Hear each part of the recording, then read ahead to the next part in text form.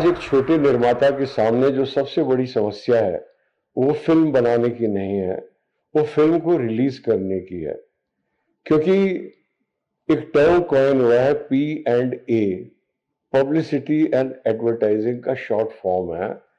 ये बॉलीवुड के कॉर्पोरेटाइजेशन के बाद में ये शब्द प्रचलित हुआ है और इसके अंतर्गत निर्माता को करोड़ों रुपए का एक्सपेंडिचर इनकर करना होता है, जैसे कि इवेंट्स करने हैं और पब्लिसिटी करनी है।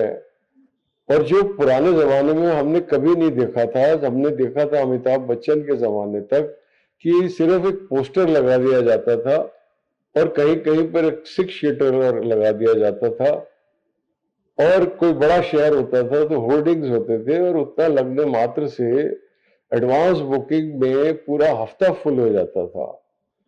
तो ये कहाँ पे कसर हो रही है ये हम बाद में देखेंगे, लेकिन फिलहाल हम आते हैं P&A पे। नई नई फिल्मों का निर्माण तब तक नहीं होगा जब तक हम इंडिपेंडेंट प्रोड्यूसर्स को अपॉर्चुनिटी नहीं देंगे अपनी फिल्में एग्जिबिट करने के लिए।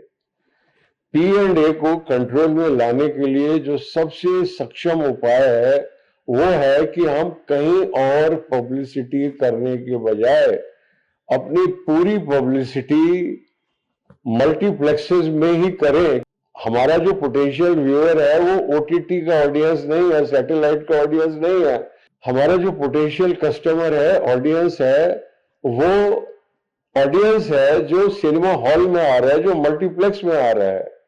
तो अगर फिल्म की रिलीज के पहले हर फिल्म को एक 12 हफ्ते का विंडो मिले मल्टीप्लेक्सेस से, थिएटर से, कि फिल्म की रिलीज के 12 सप्ताह पहले वो उस फिल्म की विजिबिलिटी को शुरू करेंगे और आहिस्ता आहिस्ता 12वें हफ्ते जब वो फिल्म रिलीज होगी उसको वो पीक पर ले जाएंगे।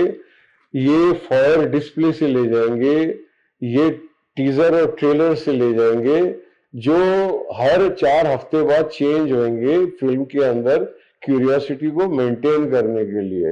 और उन मॉल्स के अंदर, जिन मॉल्स के अंदर ये मल्टीप्लेक्सेस स्थापित हैं, actually the malls should be considered an extension of the cinema theatre, that is the multiplex.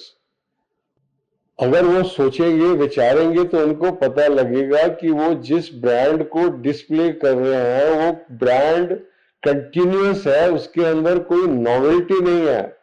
लेकिन जो फिल्म मल्टीप्लेक्स में लग रही है वो एक नई अट्रैक्शन है जो ऑडियंस को एंटाइज कर रही है मॉल के अंदर आने के लिए, क्योंकि जो मल्टीप्लेक्स है वो मॉल में स्थित है।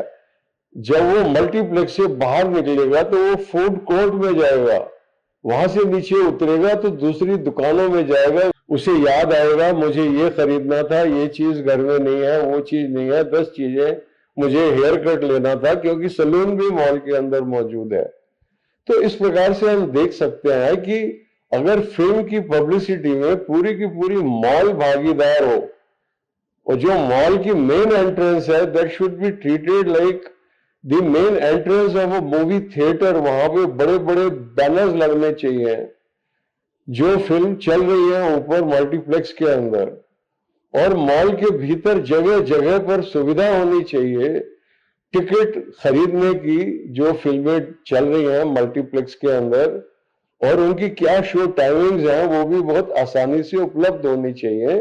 क्योंकि एक परिवार आया मॉल में किसी और पर्पस के लिए, लेकिन जैसे देखा यार इसकी शो टाइमिंग 1.5 घंटे बाद है और वहीं का वहीं टिकट उपलब्ध है, तो उसने अपने कार्यक्रम में इसको भी सम्मिलित कर लिया।